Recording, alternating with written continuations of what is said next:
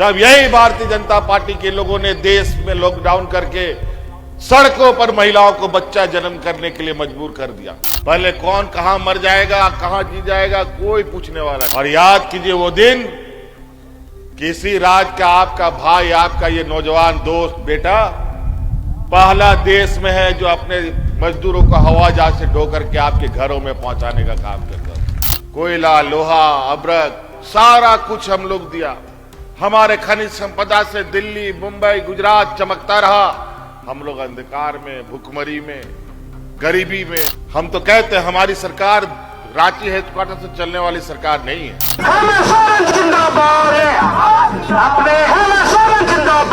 माननीय मुख्यमंत्री जी से आग्रह के साथ जिंदाबाद है। अपने जिंदाबाद माननीय मुख्यमंत्री जी से जिंदाबाद। उन्हें मन पर हमारे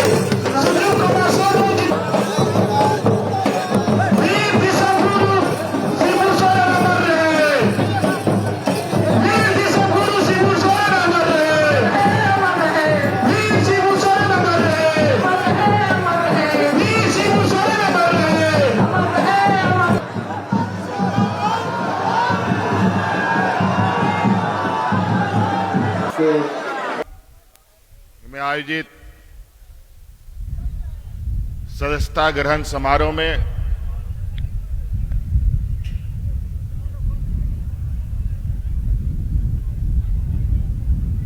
आए हुए आप सभी को मेरी ओर से बहुत बहुत आभार और जोहार। सदस्यता ग्रहण में मुख्य रूप से शालिनी गुप्ता जी और उनके साथ सैकड़ों लोग जिन्होंने आज झारखंड मुक्ति मोर्चा पर अपना आस्था जताया, उन सभी का भी मैं हार्दिक अभिनंदन करता हूं और पार्टी में इनका स्वागत करता हूं। आज कोडरमा जिला में झारखंड मुक्ति मोर्चा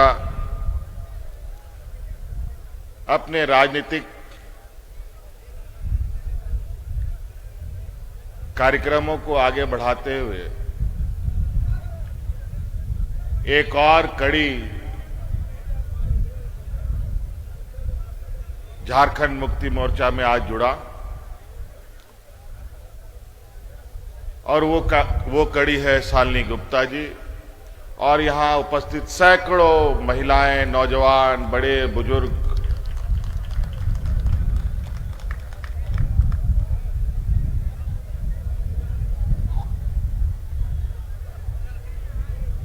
कई एक बार मैं कोडरमा जिला आया, चूंकि ये जिला झारखंड का एक सीमावर्ती जिला है। कोडरमा जिला के बाद बिहार का जिला पूरा प्रारंभ होता है। आज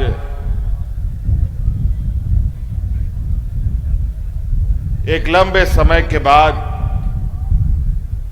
हम सब लोगों का एक अलग अपना राज्य बना। 25वां साल का ये झारखंड प्रदेश आज चूंकि झारखंड प्रदेश एकीकृत बिहार में एक कोने में बसता था, तो बिहार में चलाने वाले सत्ता की नजरें बहुत कम पड़ती थी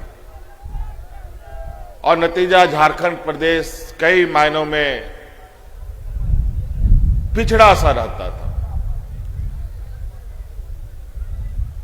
हमारे आदरणीय गुरुजी शिबू सोरेन जी ने और अनगिनत झारखंडी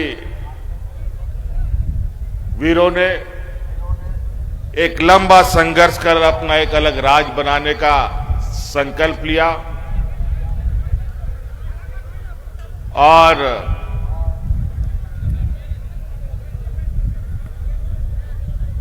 अलग राज का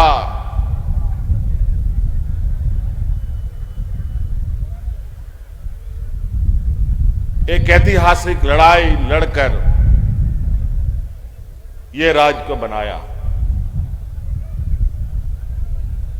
कई देश में राज बने, 28-29 राज हैं हमारे पूरे भारत देश में।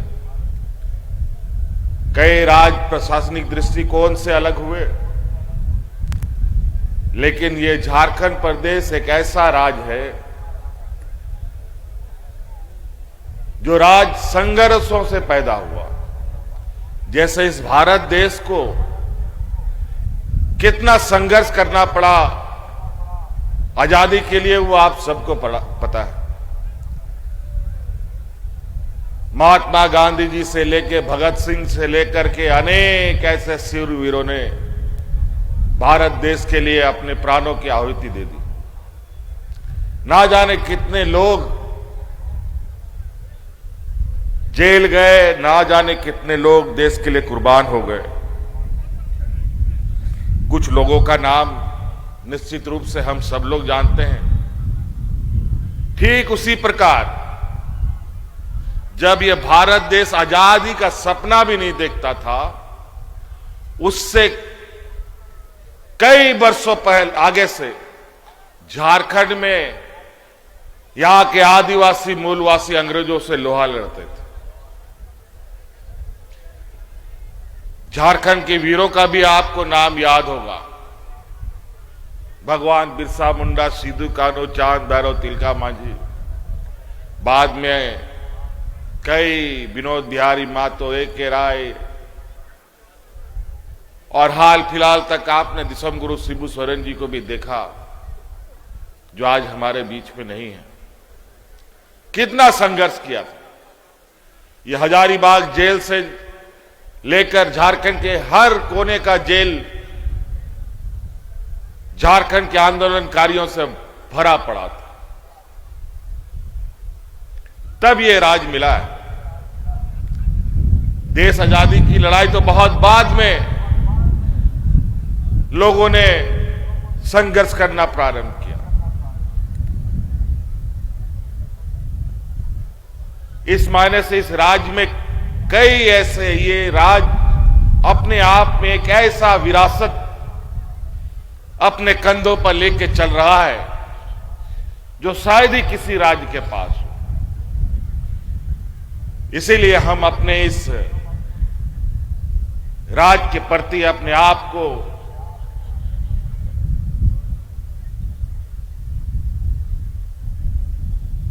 इतना फक्र महसूस करते हैं कि हम ऐसे लोगों के वंशज हैं, ऐसे वीर भूमि में हमारा जन्म है जहां अनगिनत लोगों ने जन्म लिया। यहां के आदिवासी, यहां के मूलवासी, यहां के किसान, दलित, पिछड़ा, कमजोर लोगों के हक अधिकार की लड़ाई के लिए, यहां के जल जंगल जमीन की रक्षा की लड़ाई के लिए अपने को कुर्बान कर दिया।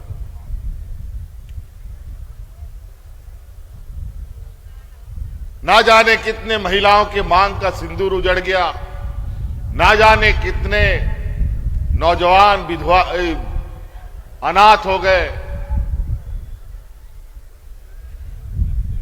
तब जाकर के ये राज मिला। और ये प्रदेश देश का एक ऐसा क्षेत्र रहा है जिसने सदियों से, अंग्रेजों से लेके आज तक सिर्फ देने का ही काम किया।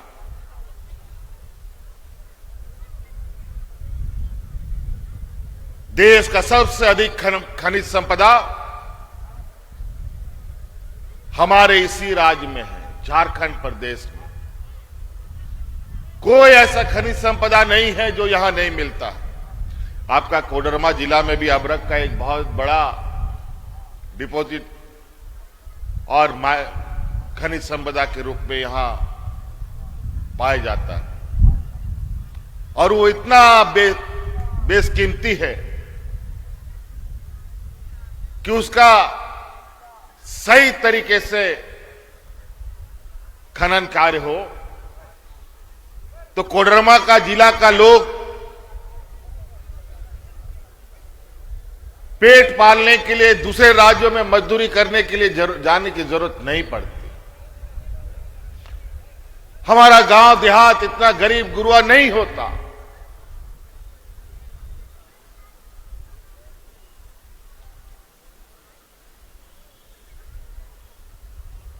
आज इस खनन कार्य को अनप्लान तरीके से यहां पर उसका कार्य होता है और बड़ा दुख की बात है। और आज इस कोडरमा जिले में सबसे अधिक बाल मजदूर इन्हीं कार्यों में संलिप्त हैं। कई एनजीओ बाल मजदूरों को बचाने में लगी है। कल ही परसों एक बाल मजदूरों पर काम करने वाला बहुत बड़ा शख्स, मुझे नाम अचानक याद नहीं आ रहा है, वो इसी जिला में काफी सक्रिय है।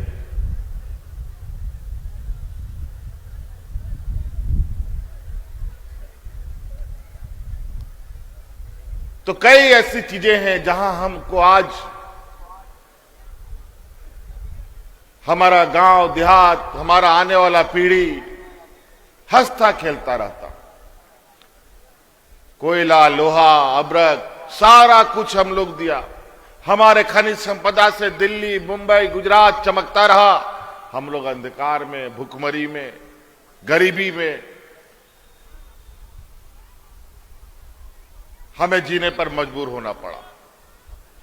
और ये योजनाबद्ध तरीके से झारखंड को गरीब और एक गरीब राज्य बनाने की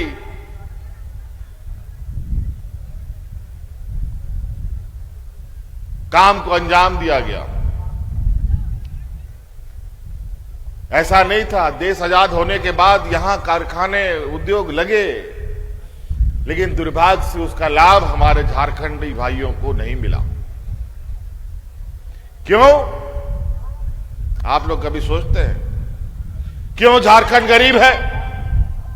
वो इसलिए गरीब है कि और राज्यों को आगे बढ़ाना है, दिल्ली, मुंबई, गुजरात को आगे बढ़ाना है, तो वहां सड़कें बनेंगी, बिल्डिंग बनेगा, फैक्ट्री चलेगा, तो उसको चलाएगा कौन?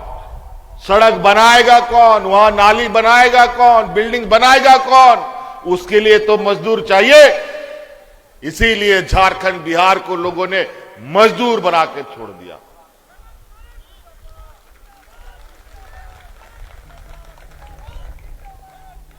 दिल्ली, मुंबई, गुजरात में रहने वाला बड़ा बड़ा व्यापारी का गाड़ी चलाएगा कौन?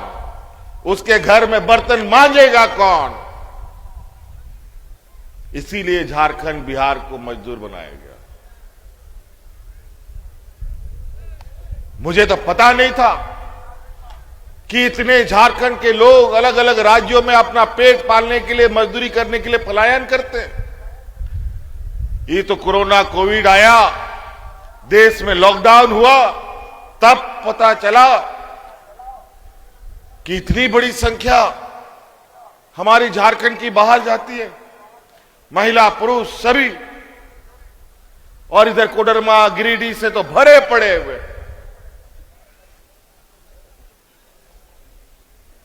जब कोविड में सब लॉकडाउन हुआ तो पता चला कि कोडरमा, गिरिडीह, हजारीबाग, पूरा झारखंड का लोग जहां का तहां फंस गया। आने जाने का कोई साधन नहीं, कोई पैदल चल दिया, कोई साइकिल में चल दिया, कोई रास्ता में मर गया। याद कीजिए वो मंजर जब यही भारतीय जनता पार्टी के लोगों ने देश में लॉकडाउन करके सड़कों पर महिलाओं को बच्चा जन्म करने के लिए मजबूर कर दिया। और याद कीजिए वो दिन, किसी राज्य का आपका भाई, आपका ये नौजवान दोस्त, बेटा पहला देश में है जो अपने मजदूरों को हवाई जहाज से ढो करके आपके घरों में पहुंचाने का काम करता है।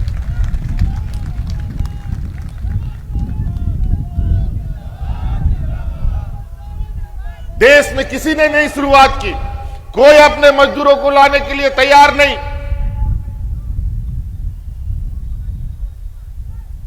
ना बिहार, ना यूपी, ना बंगाल, कोई नहीं। पहला हम लोग हैं। हम मजदूरों को क्या ढोएंगे? हमको तो लगता था कि हम कोरोना ढो रहे हैं, लेकिन हमें पूर्ण विश्वास था कि हम अपने मजदूरों को सुरक्षित रखेंगे, अपने भाइयों को घर तक पहुंचाएंगे। यह संकल्प के साथ हवाई जहाज, ट्रेन, बस सबसे बुलाने का काम किया।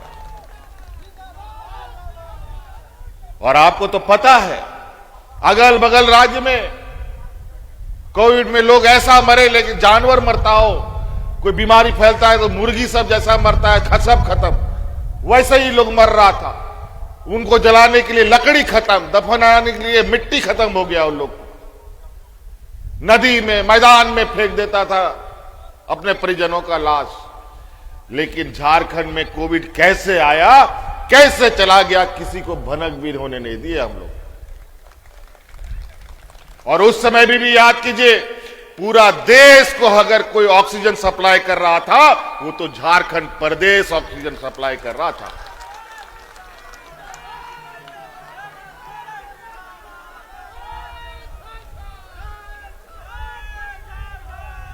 तो कई ऐसी चीजें हैं। और उस कोरोना के काल में भी हमारे राज्य से ऑक्सीजन जा रहा है। पता चला अचानक केंद्र सरकार ने पूरा ऑक्सीजन फैक्ट्री पे कब्जा कर लिया। हमारे कुछ हॉस्पिटलों में ऑक्सीजन की कमी होने लगी तो कागज पत्र मांगने लगा।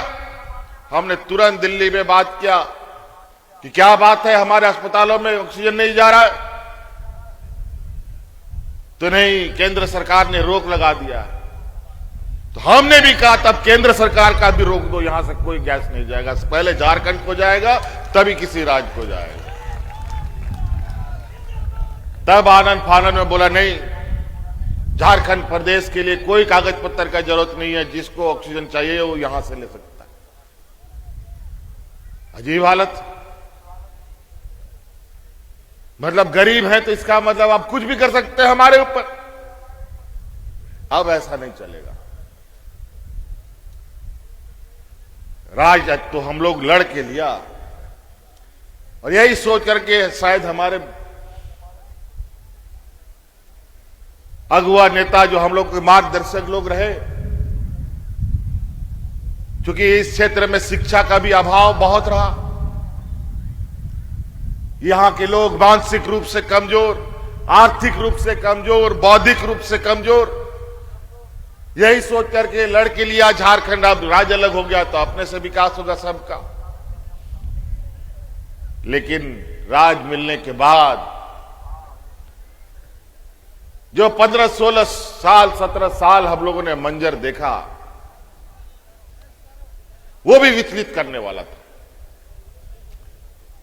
इन 15 सालों में इस राज का वो हाल इन लोगों ने कर दिया, बच्चों को तो पढ़ाना बंद कर दो, सैकड़ों हजारों स्कूलों इन लोगों ने बंद कर दिया। लोग हाथ में राशन कार्ड ले लेकर के भात भात करके लोग मरता रहा। हम उसके गवाह हैं, क्योंकि उन घरों में हम जाते थे। फिर आदरणीय गुरुजी ने यह आदेश दिया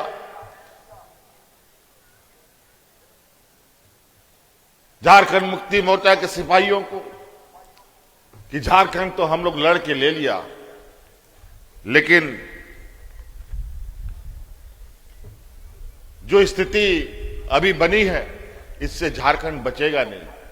इसलिए हर हाल में भारतीय जनता पार्टी को सत्ता से उखाड़ फेंकना होगा, नहीं तो यहां का आदिवासी मूलवासी कोई नहीं बचेगा। फिर हम लोगों ने मोर्चा खोला और फिर हम लोगों ने,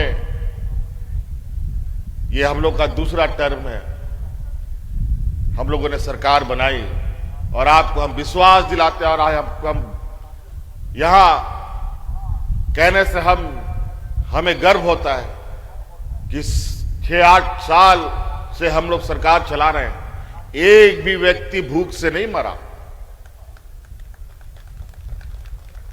और आज रोजी रोजगार के लिए अगर कोई कहीं भी जाता है, देश हो या विदेश, कहीं पर भी उसके साथ कोई दुर्घटना घटती है तो उसके पार्थिव शरीर को, चाहे वो विदेश में हो, वहां से ला करके उनके परिजनों तक पहुंचाने का काम भी हम लोग करते हैं। पहले कौन कहां मर जाएगा, कहां जी जाएगा, कोई पूछने वाला नहीं था। तो कई एक ऐसी चीजें हैं। हम तो कहते हैं हमारी सरकार रांची हेडक्वार्टर से चलने वाली सरकार नहीं है, हमारी सरकार गांव से चलने वाली सरकार है। और आपने देखा होगा कि पंचायत जहां सड़क नहीं है, लोग पैदल जाते हैं, वहां पर ट्रैक्टर से, बैलगाड़ी से, मोटरसाइकिल से पदाधिकारी लोग कंप्यूटर और प्रिंटर लेकर के ऐसे ही समियाना लगा लगा कर, पंडाल लगा लगा करके आपके दुख तकलीफों का, समस्या का हल कर रहे थे। कई एक बार सरकार आपके द्वार के माध्यम से पंचायतों में हमने पदाधिकारियों को भेजा। कई ऐसे लोग आज भी गांव में हमारे ऐसे हैं जो बीडीओ सीओ कौन है जानबे नहीं करता है। डीसी एसपी तो बहुत दूर हो जाता है, और उसमें तो महिलाएं इतनी कि उनको तो बीडीओ सीओ तो छोड़िए, कर्मचारी भी कौन है वो भी नहीं पता रहता। तो हमने जो ब्लॉक ऑफिस है उसी को गांव में भेज दिया, और ये लगातार चल रहा है। और उसी का नतीजा है कि गांव की खबरें हमारे कानों तक आती है, गांव की तकलीफें, गांव की आवाजें हमारे कानों तक आती है। और आज इस गरीब राज्य को एक एक पायदान में कैसे वो मजबूती से अपना पैर रख पाए, इस पर हम लोग काम कर रहे हैं। आज इस राज्य की आधी आबादी जो महिलाएं हैं, उनको अपने पैरों पर खड़ा करने का जो हमारा वादा है, ये वादा हम निरंतर 2-1.5 साल से पूरा कर रहे हैं। आज के दिन में जैसे मोटरसाइकिल हो, गाड़ी हो, उसमें तेल नहीं भरिएगा तो एक कदम नहीं चलेगा। अगर आज आपके पॉकेट में पैसा नहीं रहेगा तो बुद्धि भी काम नहीं करेगा। आज हर महिलाओं को 2,500 रुपया देना, मतलब सरकार का आधा बजट लगभग हम महिलाओं को देते हैं। और कई जगह तो हमारे भारतीय जनता पार्टी का लोग चुनाव जीतने के लिए झूठा वादा कर दिया, चुनाव जीतने के बाद कौन मैया को सम्मान, सब रफू चक्कर। ये लोग देने वाले लोग नहीं हैं, ये लोग लेने वाला लोग हैं, और हम लोग देने वाले लोग। यही फर्क उनमें और हम में।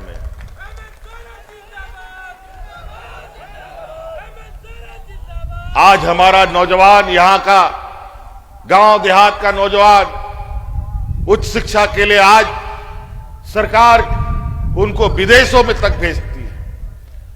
आज हम लोग बेहतर शिक्षा के लिए मुख्यमंत्री उत्कृष्ट विद्यालय हम लोग खोल रहे हैं।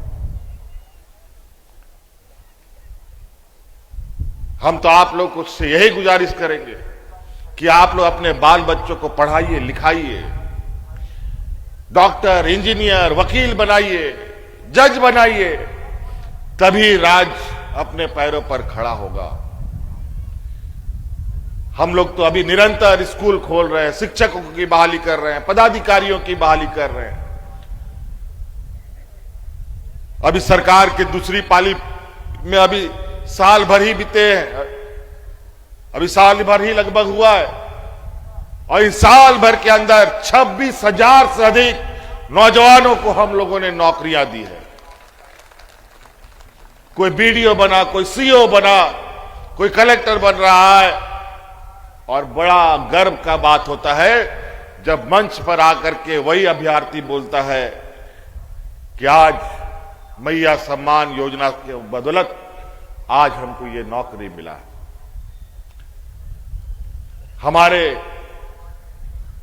हमें ऐसी बातें भी सुनने मिलती है। अभी एक खूंटी की एक बच्ची जिसका ना मां है ना बाप है, आज मैया सम्मान योजना के बदौलत आज इस राज्य में कलेक्टर की नौकरी पर आई है।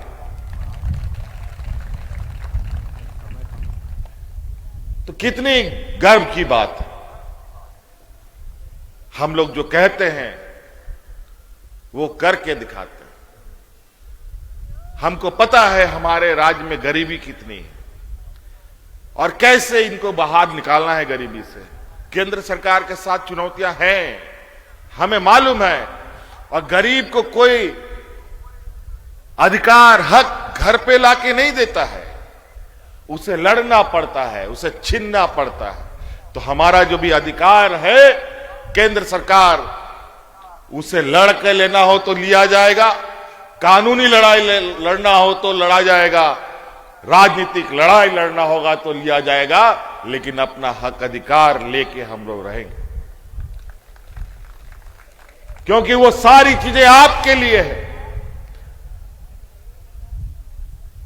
और आज केंद्र सरकार को देखिए, अभी बजट इनका बना, झारखंड को ठेंगा दिखा दिया। अगर हम लोगों ने ठेंगा दिखा दिया, पूरा देश अंधकार में चला जाएगा।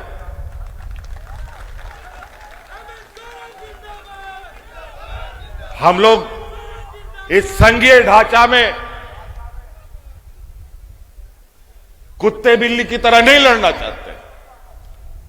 आप लड़िए, आप राजनीतिक और लोकतांत्रिक ढंग से लड़िए। अगर उस तरीके से भी लड़ना होगा तो उसमें भी झारखंड पीछे नहीं है।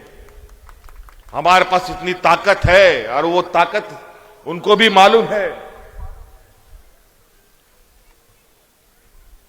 और आज केंद्र सरकार ने जो लगभग 52-53 लाख करोड़ रुपए का बजट बन रहा है, आज इन लोगों ने विदेश में अमेरिका के साथ ऐसा करार कर लिया है कि अपना बजट का 85% खर्चा अमेरिका को देके आएगा।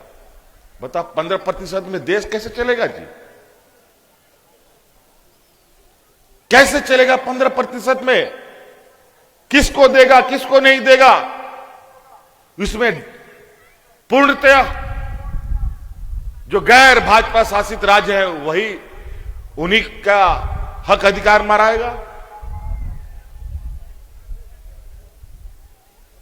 लेकिन हमारी पूरी नजर है, आज बड़े गर्व के साथ हम ये कहते हैं कि आज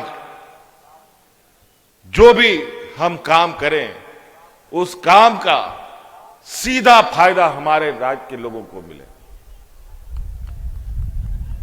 और हम यहां बहुत सारे नौजवानों के मेरे कान तक में आवाज आ रहा है, कुछ आंदोलनकारी लोग भी हमारी मांगे पूरी करो, हमें हमारी मांगे पूरी करो।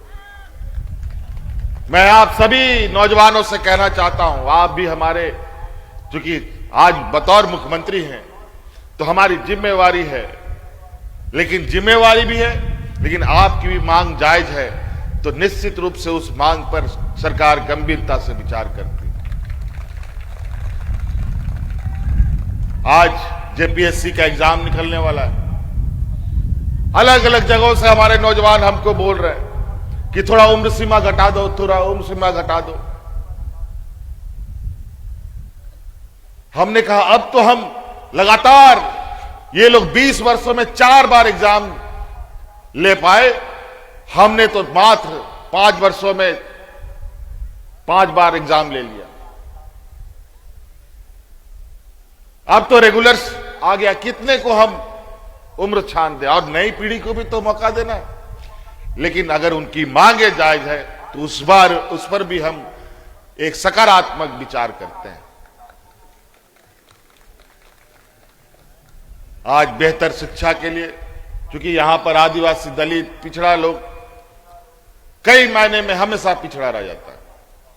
आज इनको लेकर के हम लोगों ने कार्य योजना बनाया कि अविलंब हमारे बगल के चतरा जिला में अंबेडकर विश्वविद्यालय बनाएंगे, जहां हम बाबा अंबेडकर भीमराव अंबेडकर जी को एक श्रद्धांजलि समर्पित करते हुए यहां पर उनके समुदायों के लिए एक बेहतर और बड़ा विश्वविद्यालय हम लोग खोल पाए। पहली बार झारखंड को दुनिया का सबसे ऊंचा वैश्विक मंच में पहुंचाने का हम लोगों ने काम किया। आज हमारे नौजवान विदेशों में शिक्षा ग्रहण कर रहे हैं। जो अंग्रेज यहां पर जुल्म ढाते थे, यहां के लोगों को अंग्रेजों के सामने में कुर्सी में बैठना औकात नहीं था। यहां के लोगों को माइक में तो बोलना दूर, आज उसी अंग्रेज के बगल में आज झारखंड का नौजवान बैठ करके शिक्षा ग्रहण कर रहा है।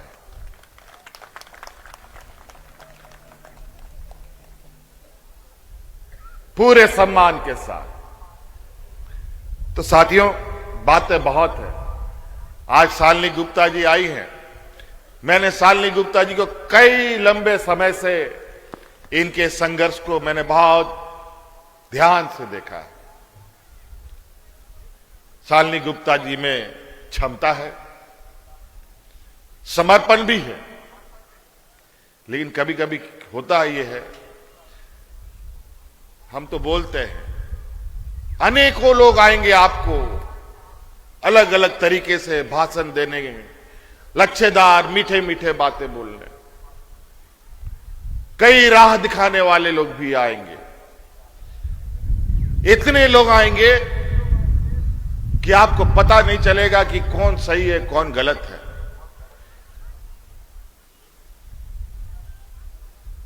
और गलती से अगर गलत राह में अगर हम निकलते हैं तो उस राह का मंजिल नहीं, वो राह भटकाव का है, जहां आप गुम हो जाएंगे, खत्म हो जाएंगे। लेकिन हम लोग ऐसे मार्गदर्शक लोगों के सिपाही हैं जिन लोगों ने हमें मंजिल भी दिखाया, राह भी दिखाया और मंजिल तक पहुंचा करके भी दिखाया है। तो इसीलिए हम लोग राज्य के इस 3.25 करोड़ लोगों को हमेशा ये बात बोलते हैं, आज नहीं तो क्या जरूरत था, क्यों 15-17 वर्षों में इस राज्य में लोग भूख से मरने लगे, क्यों यहां के नौजवान किसान पलायन के लिए मजबूर हुआ।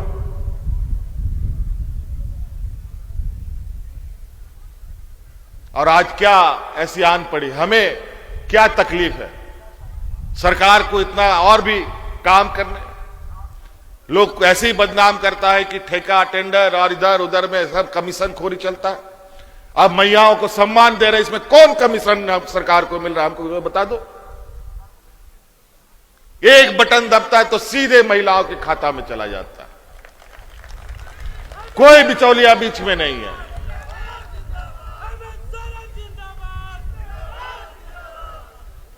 तो कई ऐसी बातें हैं, बातें तो करने का बहुत कुछ है, लेकिन आज इतना बड़ा जनसैलाब अगर आया है तो कहीं ना कहीं शालिनी गुप्ता जी में वो समर्पण है और आप में वो लगाव है शालिनी गुप्ता जी के साथ, जो यहां दिख रहा है।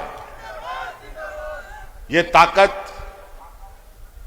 1000 गुना हो सकता है, बशर्ते हम लोग अगर सही राह और सही विचार के साथ चलें।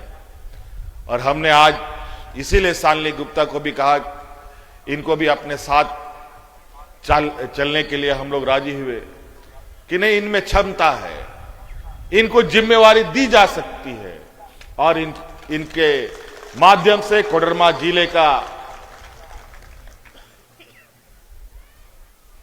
जो तकदीर है, उस तकदीर को सुनहरे अक्षरों से लिखा जा सकता है।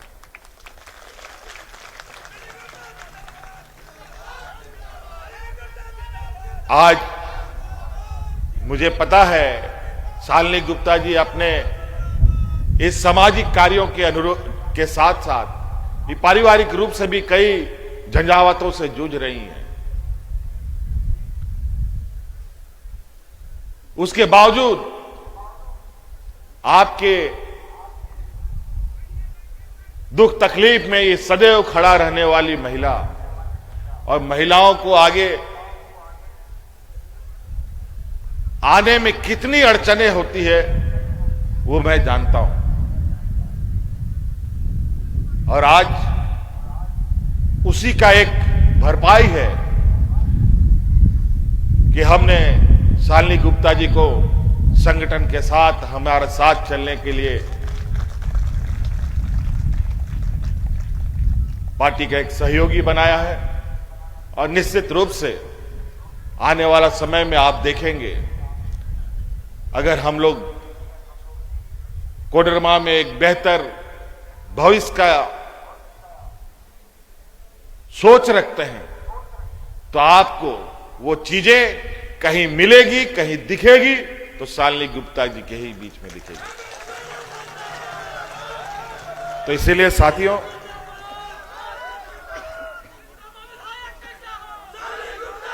क्योंकि कुछ चीजें मैं तो कोडरमा आता जाता रहा हूं, लेकिन कुछ चीजें ऐसी है जहां एक संपर्क, जो एक जैसे हम सरकार आपके द्वार चलाते हैं, जिसके माध्यम से हम गांव की खबरों को, वहां के दुख तकलीफों को, किसानों के, मजदूरों की लाने की कोशिश करते हैं, उसी तरीके से कई और चीजों की आवश्यकता होती है। आज निश्चित रूप से एक सरकार के नजर में एक कोडरमा को देखने के लिए जो मैं एक दो आंख से देख रहा था, अब निश्चित रूप से दो आंख और होंगी, जो हम बहुत अच्छी तरीके से कोडरमा को हम लोग देख पाएंगे। आप सब लोगों को यहां पर बहुत बहुत आने के लिए आभार और पार्टी में आस्था जताने के लिए बहुत बहुत शुक्रिया अदा करते हुए, क्योंकि आज हम लोग का कैबिनेट भी है और कई व्यस्त कार्यक्रम है, वापस जाना है। इन्हीं बातों के साथ आप लोगों से विदा लेते हुए अपनी वाणी को समाप्त करता हूं। जय हिंद, जय झारखंड, हेमंत सोरेन जिंदाबाद।